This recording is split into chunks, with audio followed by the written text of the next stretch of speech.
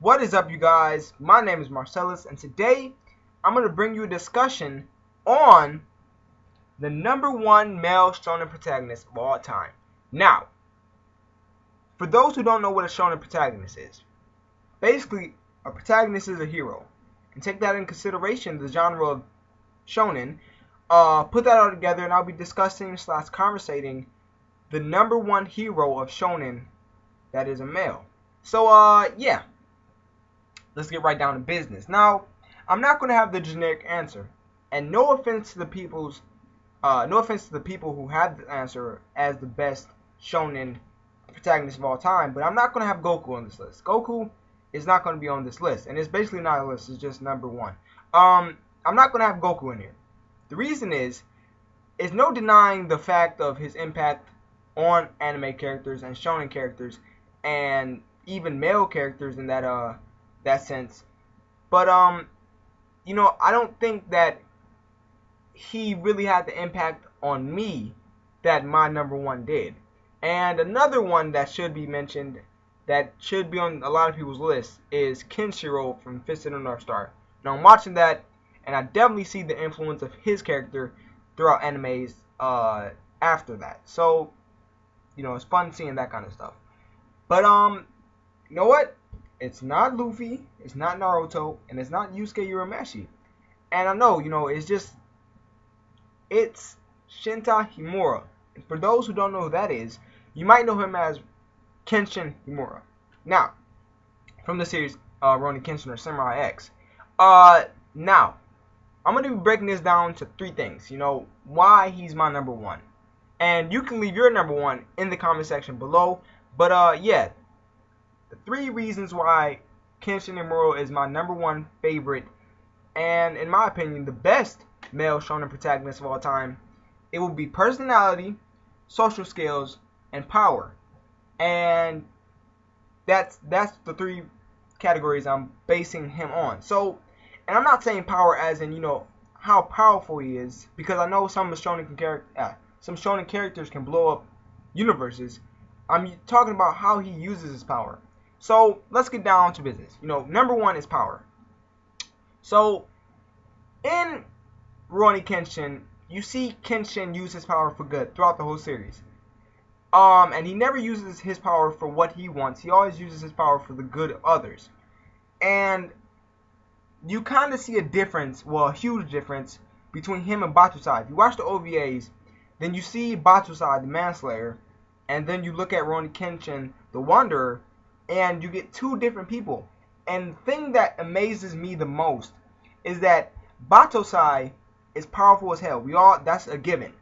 But Kenshin is powerful as hell and has better techniques. In the OVAs, we get a lot of him just killing, stuff like that. But it seems like in the anime, we get more sophisticated, more, how do I say this? More interesting moves.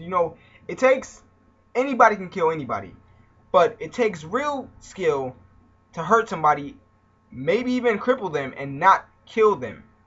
So that's power. That's the #1 category, right? Second one, social skills. Now, I'm not talking about, him going out and yelling at people. I'm talking about him when he meets people. How does he react? How does his personality come to play with that? So, the best example for me is Megumi. I believe that's her name. The girl that basically was selling opium and had to be saved out of that tower. So, she loved Kenshin, and she comes back throughout the series, and she stays with them most of the series.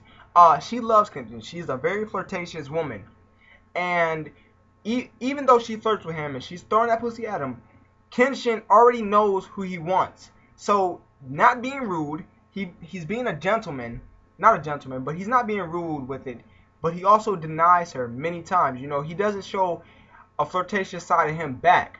And, that says a lot about his character. He's a man, and he knows what he wants, and he can resist that female attraction. So, and throughout the series, you see him kind of conversate with his opponents before he attacks them and engages in battle.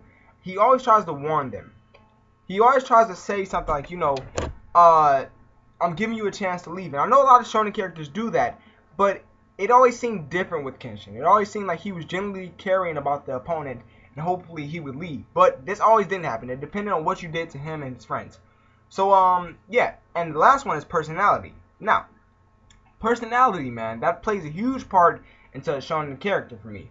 Now, Kenshin personality, I didn't want to say he had a feminine side to him, but he always felt genuine about something. I would say he was a gentleman. You know, he cared about others, and one thing I do like about Kenshin, that his Nakama never, you know, his friends never really gave him that power up. You know, it was always a battle with Kenshin. He always wanted to become better. You know, even though he had trained in Hidden Mitsurugi and basically mastered it, and you know, defeated his master in the series, it seems like he always wanted to become better and do things that weren't humanly possible.